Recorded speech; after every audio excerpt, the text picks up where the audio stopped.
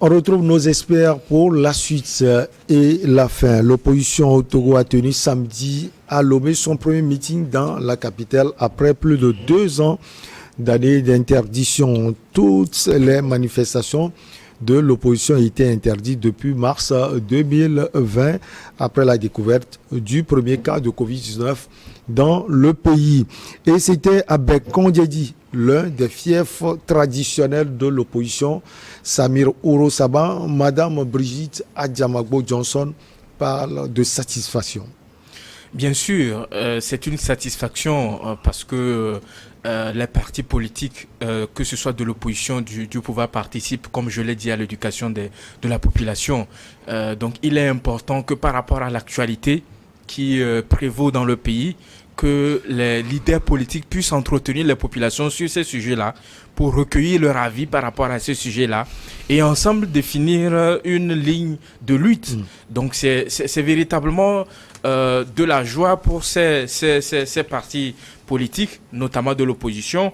Et peut-être que beaucoup vont dire que non, c'est parce que c'est une formation politique de l'opposition que ça a tardé avant que cette formation ou ce regroupement de partis n'organise une manifestation. Je pense que le dire ainsi, c'est aller trop loin.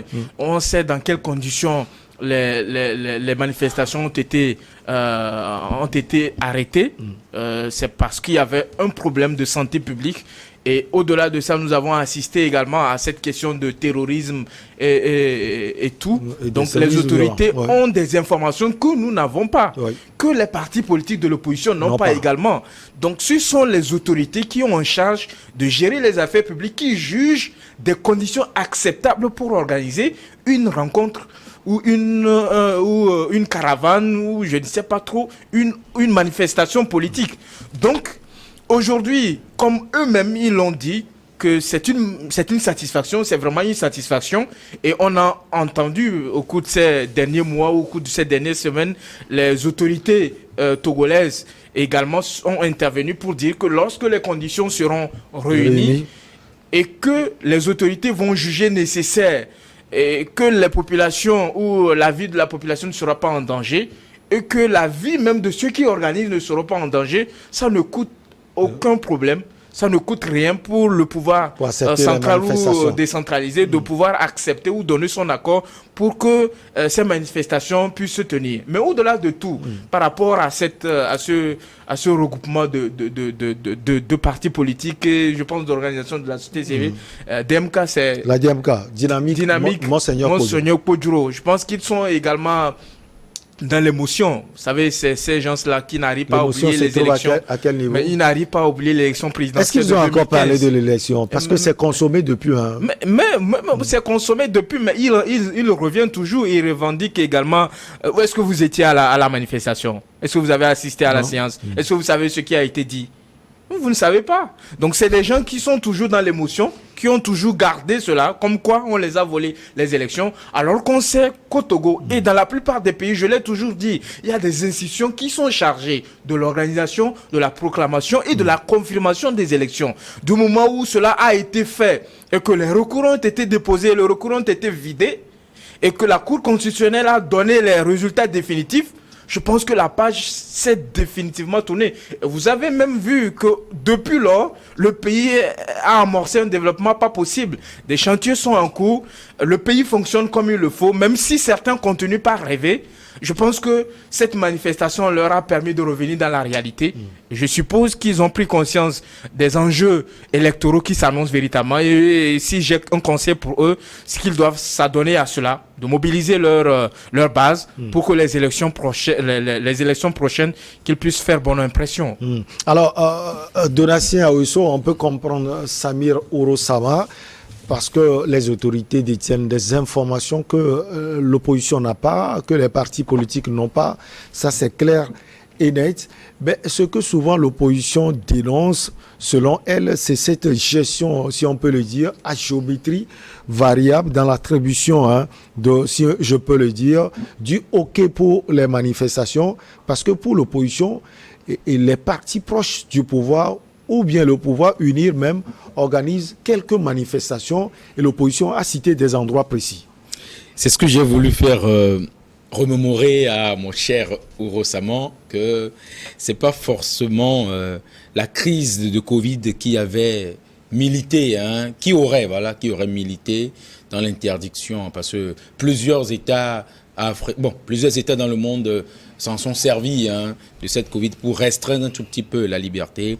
Ils ont décrété les états d'urgence sanitaire. Quand on décrète cela, c'est terminé. Donc ici, moi, Ouro a fait beaucoup de la satire. Non, des gens ne rêvent pas. À l'heure où nous parlons, Donald Trump est en train de réclamer sa victoire. Est-ce qu'il est dans l'émotion? Donald Trump n'est pas encore oublié l'élection et dit que ça a été truqué. Ça continue. Et le lien entre Donald Trump et la DMK, c'est que les deux partis n'arrivent toujours pas à justifier leur victoire. Oui, on peut le dire que certains ne prouvent pas véritablement qu'ils ont gagné. C'est ça aussi. On a demandé que des gens puissent prouver qu'ils ont gagné. On ne peut pas interdire à une formation politique ou bien à un regroupement de formations politiques de ne pas s'exprimer politiquement. Il faut laisser les gens. C'est plutôt à vous de leur clouer le bec. Vous sortez les preuves pour montrer à la population que ces personnes-là mentent. Vous prouvez véritablement que ce sont des menteurs. On ne leur laissez les gens aller faire leur meeting. Bien sûr, il y avait eu Covid. Il y a Covid et il y a la crise sécuritaire également. En ces moments où on interdisait toujours les manifestations, il y avait eu Miss Togo. Je parle de l'avant-dernière édition. Donc, la géométrie variable dont vous avez fait mention, il y avait eu des attroupements ici et là, mais on a refusé pour l'opposition. Tout compte fait, le premier meeting s'est tenu. On a vu, et je peux dire que le landerneau politique est en train d'être relâché un tout petit peu. On ne va pas trop tergiverser, mais sachons très bien qu'un pouvoir sans opposition, c'est comme une voiture sans rétroviseur. Vous pensez maîtriser, mais vous ne savez pas quand est-ce que quelque chose viendra de derrière, vous cognez. C'est comme le shadow cabinet au niveau de la Grande-Bretagne, où on met toujours un accent sur l'opposition. On ne blague pas avec l'opposition, parce que l'opposition, c'est votre miroir. C'est cette entité-là qui vous dira que ce que vous êtes en train de faire, il faut ajouter, on ne va pas être aussi dans le ninisme où tout ce qu'on fait est noir. Non, quand c'est bon, il faut dire que c'est bon, mais on peut mieux faire. Il y a le SMIC qui a été augmenté. Vous avez applaudi. On peut dire encore, c'est qu'en 2500, et si on envoyait à 60 000, à 65 000, on réfléchit dessus. Mais que les gens aient en tête qu'il faut avoir la pensée unique, il faut seulement être le retour au parti unique. Je pense que l'époque des dinosaures est révolue, nous sommes au quaternaire. Ce sont les êtres humains qui sont là maintenant. Et j'ose croire que notre opposition a repris bien sûr du souffle, parce que elle attendait cela. Voilà, étant assez sous l'eau, elle a repris du souffle. Et on va voir ce que les jours à venir vont nous montrer, parce que les élections sont en chemin. On a les régionales qui sont là, les législatives et la présidentielle. Et voilà d'autres échéances qui sont devant nous. Il ne faut pas restreindre le champ politique, l'espace. Oui, il faut que les gens s'expriment. Laissez les gens s'exprimer. C'est ça qui est un peu le soubassement de la démocratie. Et les gens s'expriment. Alors, Germain Pouli, tour à tour, on revient à la manifestation même. Les responsables de ce regroupement ont sévèrement critiqué la gestion du pouvoir en place. Ils ont également dénoncé le silence des autorités sur la situation sécuritaire dans l'extrême nord du pays. Le gouvernement ne dit rien, ou bien ne dit plus rien sur les attaques terroristes dans le nord du pays. Nous sommes tous des Togolais et devons savoir ce qui se passe avec nos soldats, a martelé Gérard Adia, l'un des responsables de la DMK. Vous pensez que le gouvernement est silencieux ou ne dit plus rien sur ces attaques au nord du pays? Non, je pense pas. Je crois que là, Gérard a déjà la mémoire courte, parce que sur ce sujet-là, le gouvernement a surpris l'opinion en convoquant l'opposition pour parler du terrorisme. C'était à la primature. À la primature, dès le démarrage. Et il y avait une union sacrée qui se formait. L'opposition était d'accord pour accompagner le pouvoir dans cette lutte-là. Donc, on ne peut pas dire qu'il n'y a pas d'information. Après, tout comme l'opposition, même la presse n'a pas les mêmes informations. Alors, la réalité, c'est que la lutte contre le djihadisme est une lutte qui est à la fois militaire, qui est à la fois sociale. Il faut régler les questions de pauvreté, mais qui est à la fois médiatique aussi.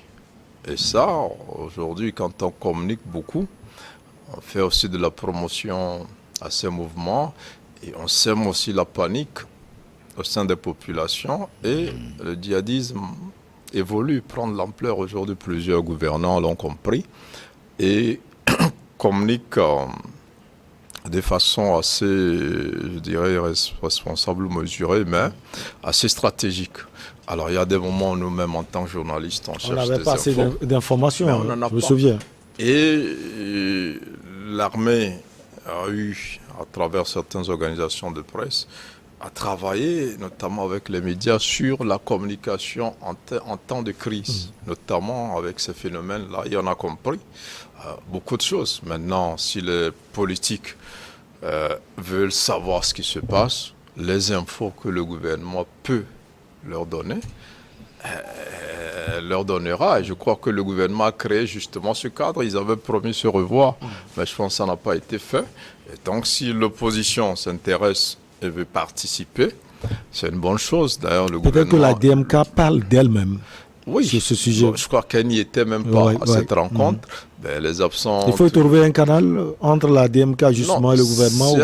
Si elle veut revenir, ben, je pense que c'est facile de le faire. Vous savez que ces leaders-là, on a appris avec le décès la dernière fois de Patrick Lassonde qui a toujours un lien. Des courroies de transmission. C'est pas aussi coupé qu'on l'imagine. Demain, on sera surpris de savoir que peut-être Brigitte Diamago ou même Gérard Adja qui parle ou quelqu'un.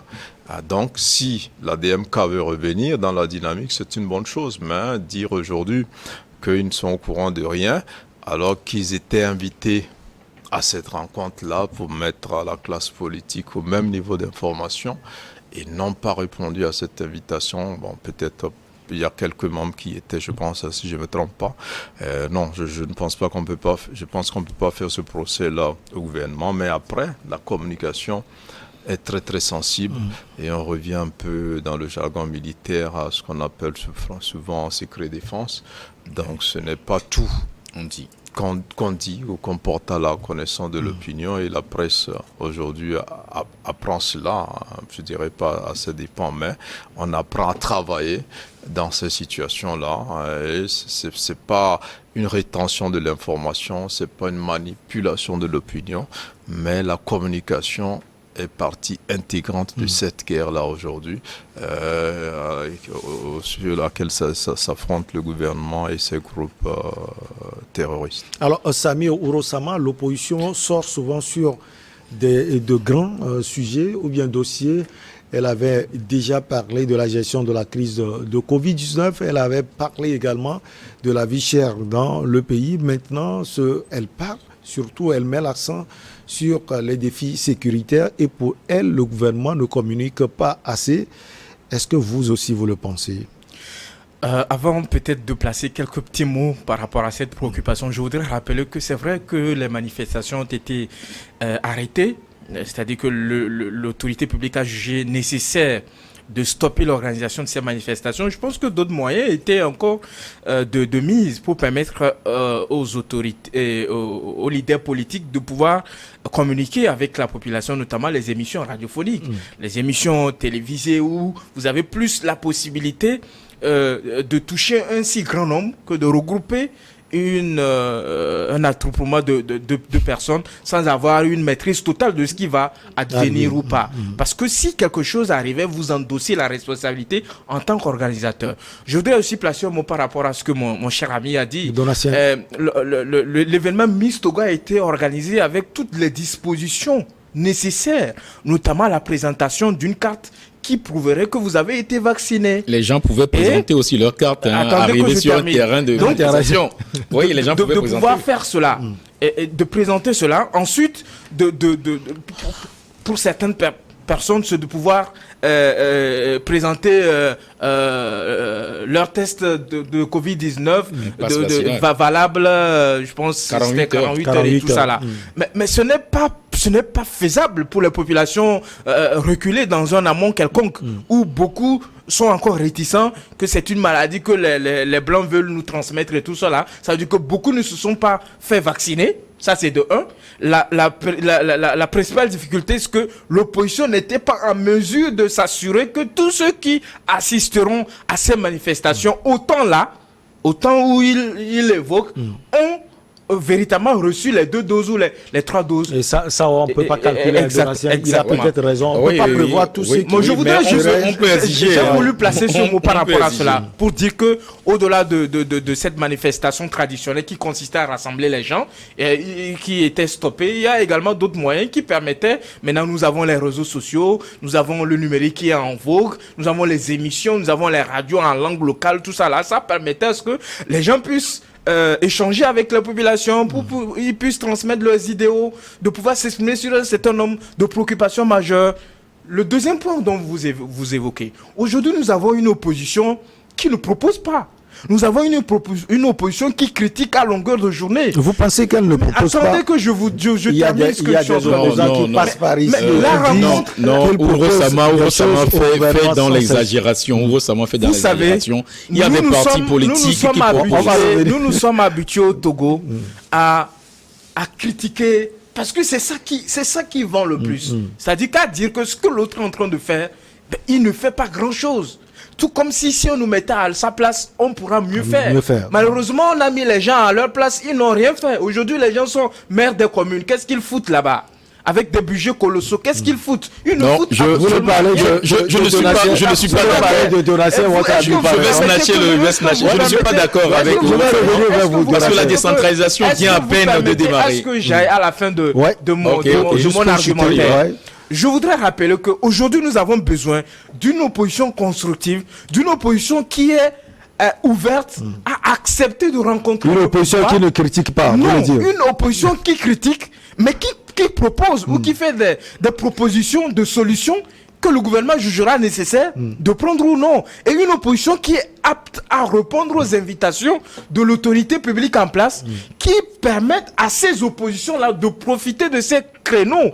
Nous avons vu qu'il y a eu le CPDC qui a été mis en place. Nous avons vu qu'il y a eu un cadre qui a été créé pour recevoir les propositions des formations politiques de l'opposition sur la manière dont nous pourrions organiser le plus mieux et de manière consensuelle, disons pas tout à fait consensuelle, mais un début de consensus dans l'organisation des différentes échéances électorales. Vous avez vu, certains ont marqué de leur absence, certains même sont allés jusqu'à la fin et ils ont pris l'argent de leur participation. Il faut qu'ils communiquent là-dessus. Ils ont pris l'argent et c'est lorsqu'il s'agit il a souligné cette partie. Lorsqu'il s'agit d'entériner les décisions qui ont été prises, il quitte la réunion, mais après avoir pris l'argent là-dessus. Aujourd'hui, ce qui se passe, c'est que nous avons plus besoin des formations politiques de l'opposition qui sont aptes à critiquer, parce qu'un pouvoir qui n'est pas critiqué, c'est un pouvoir qui ne s'améliore pas. Et le pouvoir en place, le pouvoir en place est ouvert et accepte toute reproche ou toute critique qui permet d'améliorer ce qui est déjà fait. C'est ça l'idée. Alors, Donatien, je ne vous pose pas de questions, je vous donne le temps de répondre à Samir. Samir a parlé de la gestion de certaines communes. Je vous fais savoir ici que la décentralisation vient à peine d'être lancée, que nous étions avec les délégations délégation spéciale. La population togolaise, ou bien certains critiques, n'ont pas jusqu'à maintenant demandé l'audit. Durant les 30 années, je vais le dire, de cette gestion de la délégation spéciale, hein, une vingtaine d'années, les gens n'ont pas demandé, hein, mais on demande à certains maires qui ont juste pris 2-3 ans hein, de faire, comment on appelle, des miracles. On ne peut pas faire de miracles. Et quand on parle de budget colossaux, vous savez très bien qu'on parle de budget, c'est de la prévision, hein, c'est des prévisions. Entrée, sortie, recettes et puis des dépenses. Quand vous ne faites pas assez de recettes, les dépenses, vous allez vraiment être en difficulté. On a l'investissement et puis plusieurs n'ont pas assez de sous pour pouvoir investir. Nous avons nos quartiers qui ont été laissés en déliquescence durant des dizaines d'années. Et vous voulez qu'un maire, en 2 ans, puisse réparer un quartier est-ce qu'il y a un début de quelque chose? Il y a un début, non, voyez certains quartiers. Voyez certains quartiers, quand vous prenez Golf 1, Golf 4, vous prenez Golf 5, Golf 7, Golf 6, il y a un début. Nous ne sommes qu'au début hein, de ce processus d'essai, bien sûr, de décentralisation. Hein. Avec le temps, ça va passer. Mais Ouro Sama n'a pas totalement tort en parlant de la responsabilité de certaines formations politiques. Oui, mais certaines formations politiques aussi ont fait assez confiance à leur vis-à-vis d'en face qui ont roublé. Ne nous voilons pas la face. Quelqu'un me disait ici, juste à côté, la dernière fois que nous sommes en politique, et si vous baissez un peu la garde, vous risquez de vous prendre un coup qui vous rentrera là-dedans. Si vous vous rappelez très bien, ouais. Dominique, je le salue. Dominique mais ici, voilà, ici, je voudrais bien que nous puissions savoir que nous parlons de la res publica, la chose commune. Le Togo nous appartient tous. Nous appartient à nous tous. Nous n'avons pas un plus togolais que d'autres. Donc ici, si on doit faire la part belle à une formation politique, que ça soit peut-être allié au parti au pouvoir et on laisse pour que ceux-là puissent bien mener leur activité et que une formation qui soit un peu critique, on peut pas avoir des bénis oui. C'est ce que nous critiquons à plusieurs personnes dans ce pays, même que ça soit dans l'opposition. On aimerait que tout le monde puisse regarder dans la même direction, pas de bénis oui. On va dire que ce que vous faites n'est pas bien. Je le disais, qu'il faut des formations politiques qui puissent reconnaître quand même l'avancée des choses, mais toujours avoir un point à mettre. Il y a plusieurs qui ont proposé, il y a des gens qui ont des documents. Je ne vais pas citer des gens, hein, celui que vous connaissez assez, Nicolas Lawson, qui passait. Il a dit, bon, je ne vais pas dire, il s'est vu un peu fatigué de toutes ces propositions que certains volent et transforment à leur propriété, bien sûr. Hein. Il ne peut pas directement voir le président de la République. Voilà, parce que autour du président, on l'empêche. Ça, c'est juste un exemple parmi tant d'autres. Plusieurs ont écrit au président de la République. Peut-être on ne sait pas les lettres, mais si on vole la proposition, on fait cela, ça veut dire c'est la même chose. C'est la même chose. Ça ne vient pas forcément selon le président de Patrick Loss. Nicolas plutôt. Oh non, moi c'est juste un exemple parmi tant d'autres. Il y a plusieurs personnes qui ont écrit et dont la présidente n'a pas encore fait de retour ou peut-être le papier n'est pas encore atterri sur la table du président ou je ne sais qui empêche. Donc moi... Peut-être Germain va nous éclairer. Nous éclairer où ces lettres se sont retrouvées. Ici, c'est parce que l'Assemblée nationale que nous avons depuis 2018 aussi a fait des modifications qui, vous savez très bien, pour faire des manifestations, on vous donne de point A au point B, l'heure où vous allez débuter, l'heure où vous allez terminer. Et tout ça, je ne vais pas dire c'est la faute, mais c'est le travail que nous a offert notre jolie assemblée qui a été mise en place depuis 2018. Donc, si on doit faire une manifestation, il faut dire que nous n'allons pas passer devant des édifices publics, alors qu'en Amérique, on fait même des manifestations devant la Maison Blanche. Ouais. Mais bon, alors, ça, on se tait, on avance. Nous sommes presque à la fin, mais la question des élections de 2020 n'a pas été évoquée. Est-ce qu'on peut dire que les gens ne commencent pas à consommer cela et sans doute dire que ça signe quand même de l'avancée? Non, je pense que l'élection de 2020 est dépassée. Depuis longtemps, même ceux qui ont tenté de l'évoquer jusqu'à un passé récent aujourd'hui le volume est trop bas et il n'arrive pas à continuer parce que personne n'écoute plus. Donc là, il y a un président qui est élu, et comme l'a dit Rossama, depuis que la Cour constitutionnelle a tranché, surtout que ceux qui se plaignent ont même introduit un recours. Donc la Cour s'est prononcée sur ce recours. Il y avait un défaut de preuve. Les gens n'ont pas su prouver leur victoire, contrairement à ce que Donatien disait, qu'il appartenait aux autres de prouver que ceux qui contestent ont tort. Non, c'est vous qui dites que vous avez gagné qui devez apporter la preuve de votre victoire. C'est pas à l'autre d'apporter la preuve contraire de votre victoire. L'autre aussi peut le faire. Pour vous prouver le bec. Non, vous dites, si vous dites vous êtes riche, c'est pas à quelqu'un de montrer votre argent.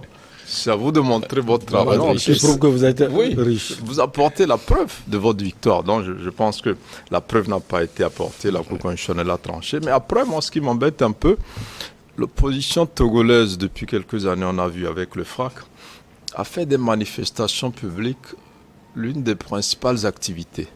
Et à l'époque, j'ai été choqué par un leader qui disait aux autres que vous dites que vous êtes des partis politiques, mais vous n'organisez jamais de manifestations publiques. Et quand on parle de manifestations publiques, on parle beaucoup plus des marches de contestation. Des marches de protestation. Mais ce n'est pas la principale activité. Et pendant que vous marchez avec les mêmes personnes, sur les mêmes itinéraires, au point où on a tué même certaines activités économiques, mais les autres sont sur le terrain. Et quand vous verrez les gars, ils sont au même endroit, ils quittent d'un même point à l'autre, ils se rassemblent, mais il y a un hôtel là, à Santa Maria, mais qui a souffert énormément des manifestations, vous ne pouvez pas imaginer, des coins et tout ça. Et c'est ces manifestations qui ont amené à retoucher la loi sur les manifestations. Cette loi avait été votée avec l'accord de l'opposition qui voulait marcher à l'époque. C'était au temps de souvent le Togo, on se rappelle, le coordinateur Ajavonjeu savait travailler sur cette loi-là. Elle était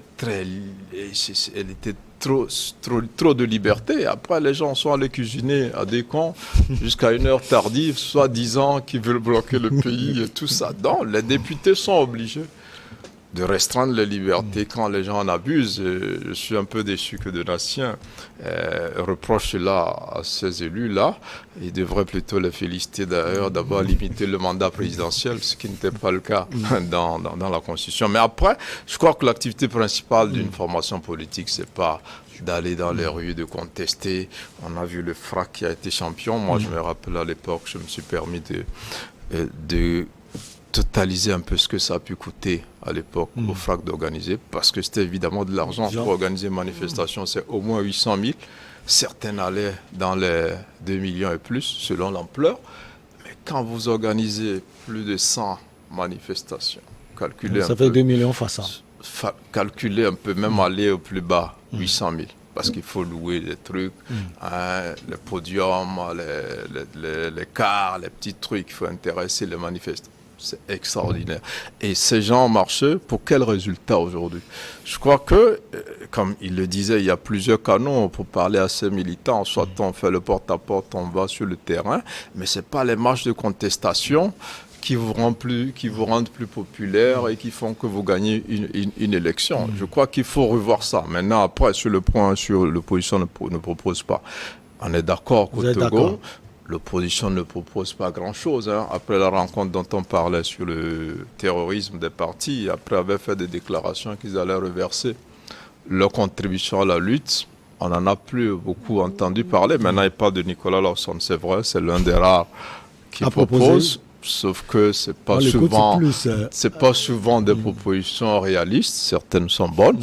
Après, il estime qu'on a volé ses idées, comme si c'est lui qui inventait la roue, alors que tout ce que nous faisons ici a déjà été fait ailleurs. On n'invente plus rien. Mais après, quand même, il y a une jeune génération comme le NET, Thierry Taman, le PDP, qui sont des partis. Il y a une nouvelle vision, même si elle n'est pas réellement dans l'hémicycle. Et puis aujourd'hui aussi à l'ANC, qui a arrêté de parler parce qu'ils ont en charge une mairie et qui s'occupe à travailler. Ils ont du boulot. Mais en 2 ans, ils ont fait des choses. Alors, on ne peut pas attendre des miracles. Mais j'ai compris que le leader, vous avez une dame comme Isabelle Amegavi qu'on n'entend même plus parler. Mais ils sont occupés, c'est parce qu'ils ne travaillaient pas avant qu'ils avaient le temps de marcher, de faire des choses. Aujourd'hui, ils sont occupés à travailler. À dire, on va se voir dans la semaine. Oui, en une seconde. Oui, juste pour préciser que certains, quand on est homme politique, il faut vérifier et mesurer ses propos. On se rappelle en 2010, le candidat de la DMK avait épaulé le candidat, je crois, c'est du FRAC, ou du CAP, voilà. Voilà, c'est du FRAC. Mais en 2015, ce même candidat est allé supporter le candidat du parti au pouvoir et a eu à dire qu'il faut respecter le verdict des urnes et la décision de la Cour constitutionnelle. Maintenant, en 2020, lui, on lui dit la même chose. On lui dit la même chose et il ne veut pas écouter. Donc, sachons très bien que ce que nous disons nous accompagne. Merci. Ça a été un plaisir de vous avoir sur ce plateau. Vous commencez si bien la semaine avec nous. On se voit donc la semaine prochaine avec bien sûr le trio. Sinon, l'émission continue. À très bientôt.